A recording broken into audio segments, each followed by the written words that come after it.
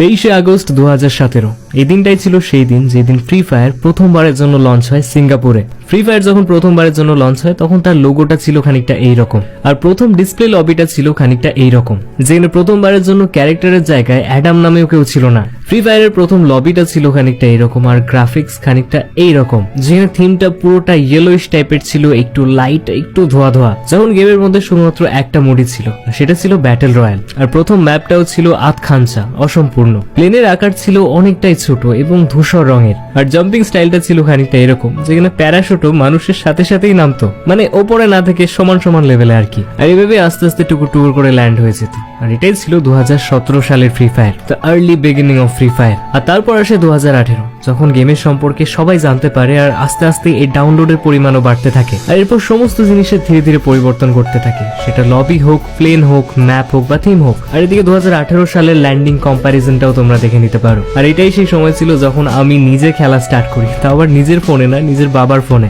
ধীরে ধীরে game play এবং গ্রাফিক্স এর মধ্যেও পরিবর্তন আসতে থাকে, গেমটা ধীরে ধীরে ভালো হতে শুরু করে, আর ধীরে ধীরে ছেলেদের মধ্যে গেমটা পপুলার হতে থাকে। যদিও সেই টাইম পর্যন্ত মার্কেটিং এবং অ্যাডভার্টাইজমেন্ট সেরকম ছিল না, কিন্তু লোক মুখে কথা পাঁচকান হয়ে গেমের ব্র্যান্ডিং হতে থাকে। 2018 সালে গেমের ম্যাপের মধ্যে অনেক চেঞ্জেস আসে, অনেক নতুন নতুন জায়গা অ্যাড হয়, গাছপালার মধ্যে ইমপ্রুভমেন্ট আনা হয়, গ্রাউন্ড লেভেল, সার্ফেস লেভেল, ঘাসের মধ্যে ইমপ্রুভমেন্ট আনা হয়। লগভগ মার্চ 2018 পর্যন্ত এই সমস্ত ছোট ছোট চেঞ্জেস হতেই থাকে। আর তারপর হঠাৎ দুম করে একটা গেমের মধ্যে রেভলিউশন চলে আসে। গারিনা ইয়াং গেমিং জেনারেশনের মধ্যে নিজের পপুলারিটি দেখে তাদের মধ্যে কনসিয়াসনেস জেগে আসে। তারা ভাবে যে ইয়ার গেমটা একদিন কিছু না কিছু তো করবে, তাই তারা গেমের ইমপ্রুভমেন্টের উপর আরো জোর দিতে থাকে। আর তারপরে 14 মার্চ আমাদের গেমের মধ্যে একটা নতুন জায়গা অ্যাড হয়, যার নাম হলো সেন্তোসা। আমাদের অনেকেরই খুবই পছন্দের একটি জায়গা। জায়গাটা পছন্দ হওয়ার কারণ সেই টাইম ছিল সার্ভাইভালের যুগ, আর সেই টাইমে সেইখানে নেমে সার্ভাইভালের সাথে সাথে একটা হিউজ পরিমাণে লুট পাওয়া যেত। আর রোল প্লেয়ারদের নিশ্চয়ই বলতে হবে না যে সেই টাইমে একটা গ্লুওয়ালের কতটা দাম ছিল, আর কতটা রেয়ারই বা ছিল সেটা পাওয়া। সমুদ্রের বাইরে আলাদা একটা জায়গা সকলেরই খুব প্রিয় হয়ে ওঠে। আর এরপরে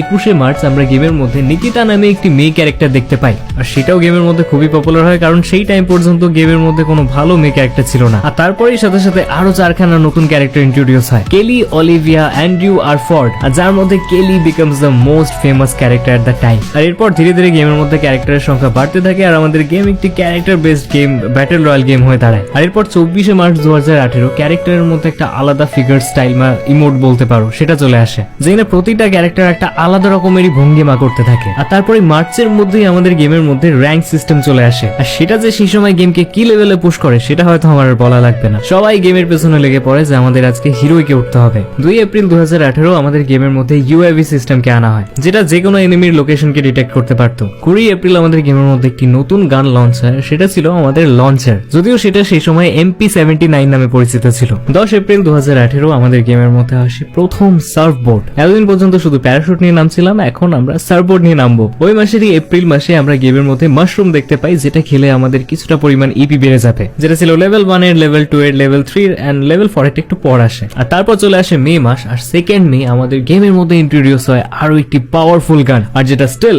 এখনো পর্যন্ত সকলের ফেভারিট, নিয়া ইটস আওয়ার MP40। আর তারই 5 দিন পর 7 মে আমাদের গেমের মধ্যে লঞ্চ হয় one of the most popular map, purgatory, যেখানে প্লেয়াররা বহুদিন পর এতগুলো নতুন জায়গা দেখতে পাচ্ছিল, চারিদিকে হরিয়ালি আর এত বড় একটা ম্যাপ। প্রথম দিনে এটা 12 ঘন্টার জন্য খেলা যেত, আর আমার মনে পড়ে যে আমি অপেক্ষা করতাম এই ম্যাপটা খেলার জন্য। অনেক ইমোশন জড়িয়ে আছে ভাই এটার সাথে। আর এরপর 18 মে 2018 আমরা প্রথমবার গেমের মধ্যে টোটো দেখতে পাই, আর এরপরে আমাদের গেমের মধ্যে চলে আসে ইলাইট পাস সিস্টেম। 24 মে 2018 আমাদের গেমের মধ্যে ফার্স্ট ইলাইট পাস আছে, আমাদের sakura elite pass. At that time elite pass was a very beneficial, যেখানে তোমরা কম দামের মধ্যে অনেক ভালো ভালো জিনিস পেয়ে যাচ্ছিলে। Air drop, membership, top up কিন্তু সেই সময় থেকেই চালু হয়ে গেছিল। আর তারপরে চলে আসে জুন মাস, আর ইন্ট্রোডিউস হয় নতুন একটি গান, যেটা ছিল ফামাস। এখনকার কথা জানি না, বাট সেই টাইমে ফামাসের একটা আলাদাই আতঙ্ক ছিল। আর তার সাথে সাথেই শুরু হয়ে যায় জার্সিওয়ালা ইভেন্ট, যেখানে অনেকগুলো জার্সি একসাথে পাওয়া যাচ্ছিল, আর এই জার্সিগুলোর রিটার্ন এখনো পর্যন্ত আসতে থাকে। আর এরপর ফ্রি ফায়ার ধীরে ধীরে ডেভেলপ হতেই থাকে। ডেভেলপাররা মানে রেভলিউশন এনে দিয়েছিল,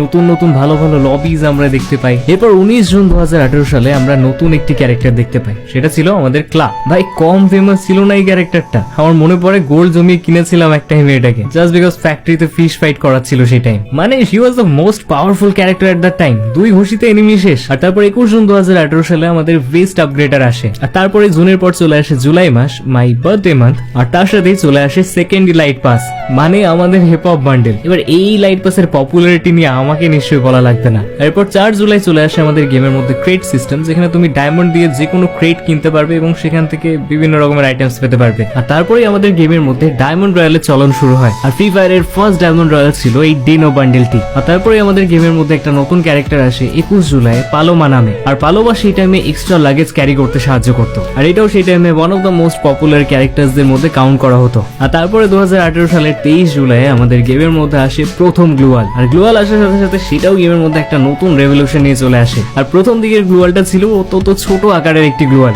26 জুলাই 2018-তে আমরা প্রথমবারের জন্য গেমের মধ্যে ভেহিকেলের স্কিন দেখতে পাই, আর সেটা ছিল এই গোল্ডেন জিপের স্কিনটি, যেটাকে প্রথমে ডায়মন্ড রয়্যালে দেওয়া হয়েছিল এবং পরে গিয়ে সেটা ম্যাজিক কিউব দিয়ে এক্সচেঞ্জ করা যাচ্ছিল। আর তারপর 27 জুলাই গেমের মধ্যে আসে আরেকটি ভেহিকেল মনস্টার ট্রাক, যেটা কিনা আগে শুধুমাত্র এয়ার ড্রপে পাওয়া যেত। আর তারপর আমাদের গেমের মধ্যে নতুন একটি সিস্টেম আসে, লোড আউট সিস্টেম, যেগুলো আমাদের গেমের মধ্যে খুবই হেল্পফুল ছিল। এই সব লোড আউটের জন্যই গেমের মধ্যে র্যাঙ্ক পুশের আগ্রহ বাড়ে এবং র্যাঙ্ক ধীরে ধীরে খুবই পপুলার হতে শুরু করে। আর এরপরে আগস্ট মাসে গেমের মধ্যে নতুন একটি গান আসে, আর সেটা ছিল স্পাস। আর তারপর 16 আগস্টে গেমের মধ্যে আছে বুশ, এই হুকং এর ঝোপড়িটা, যেটাকে এখন তোমরা গেমের মধ্যে দেখতে পাবে না ভাই, খুবই মনে পড়ে এখনো এটার কথা। আর তারপর সেই দিনই আমরা গেমের মধ্যে থার্মাল স্কোপও দেখতে পাই। আর তারপর এই 17 আগস্ট 2018 আমাদের গেমের প্রথম মিস্ট্রি শপ। তখনকার মিস্ট্রি শপ দেখলে কি হবে ভাই, রিওয়ার্ডের মধ্যে স্যামসাং এর ফোনও শামিল ছিল। আর তারপর 29 আগস্টে আসে নতুন একটি গান XM8, যেটা আগে গিয়ে নিজেকে মারাত্মক একটি গান রূপে প্রুভ করে। আর সেই মাসে আমরা গেমের মধ্যে ক্যারেক্টারের লিঙ্ক আপ সিস্টেম দেখতে পাই, যেখানে আমরা একটা ক্যারেক্টারের মধ্যে অন্যান্য ক্যারেক্টার গুলো অ্যাড করে খেলতে পারবো। আর তারপরে আমাদের গেমের মধ্যে ফার্স্ট মিলি ওয়েপন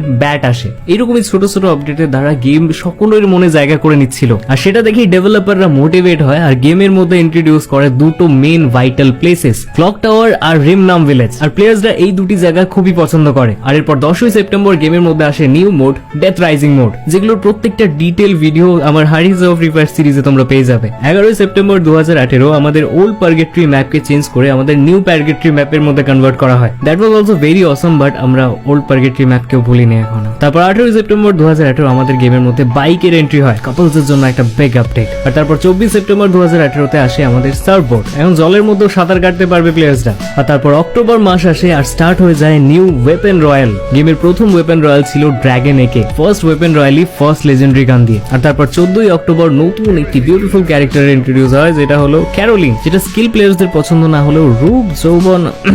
15ই অক্টোবর আমরা গেমের মধ্যে প্রথম নতুন দুখানা ইমোট দেখতে পাই, একটা ছিল ক্ল্যাপওয়ালা ইমোট আর একটা ছিল হাইওয়ালা ইমোট। এরপর 18ই অক্টোবর আসে একটি বড় আপডেট, গেমের মধ্যে প্রথম দেখা যায় জম্বি মোড, যেটা একসময় আমরা সকলেই খেলতে খুবই পছন্দ করতাম। আর এরপর ডিরেক্টলি 21শে নভেম্বর আমরা একটি নিউ স্পোর্টস কার দেখতে পাই, যেটাই হলো আজকেকার ল্যাম্বরগিনি। আর তারপরে আমাদের গেমের মধ্যে লেভেল 4 এর মাশরুম সাথে ল্যান্ডমাইনও আসে। 4ই অক্টোবর গেমের মধ্যে নতুন একটি ক্যারেক্টার আসে, সেটি ছিল অ্যান্টোনিও। আর তারপর 5ই ডিসেম্বর 2018 কনকনে ঠান্ডার মধ্যে গেমের মধ্যে দেখা যায় নতুন একটি ম্যাপ, উইন্টার ম্যাপ, যেখানে প্রথমবারের জন্য বারমুডায় বরফ পড়ছিল এবং গেমের প্রত্যেকটা থিম উইন্টারের সাথে রিলেট ছিল। গেমের মধ্যেও আমরা শীতকে অনুভব করতে পারছিলাম এবং পরে গিয়ে আমরা সেই ম্যাপের মধ্যেও আমরা জম্বি মোড দেখতে পাই। আর এই করতে করতেই গেম নিজের ভিত মজবুত করছিল। আর 2018 শেষ দিক পর্যন্ত ইয়াং জেনারেশনের কাছে যারা কিনা গেম খেলতে পছন্দ করে তাদের কান অব্দি পৌঁছে গেছিল যে বাজারে একটি নতুন ব্যাটল রয়্যাল গেম এসেছে, আর যার নাম হলো ফ্রি ফায়ার। তো এই ছিল ফ্রি ফায়ারের ইতিহাস 2018 পর্যন্ত। এছাড়াও বাকি 19, 20, 21, 22 বাকি পর্বগুলো দেখতে নজর রাখো এক্সক্লুসিভ অন মিস্টার র‍্যাবিট। তো দেখা হচ্ছে পরের এপিসোডে, ততক্ষণ সুস্থ থেকো, ভালো থেকো, দেখতে থাকো। Till then tata, see you soon.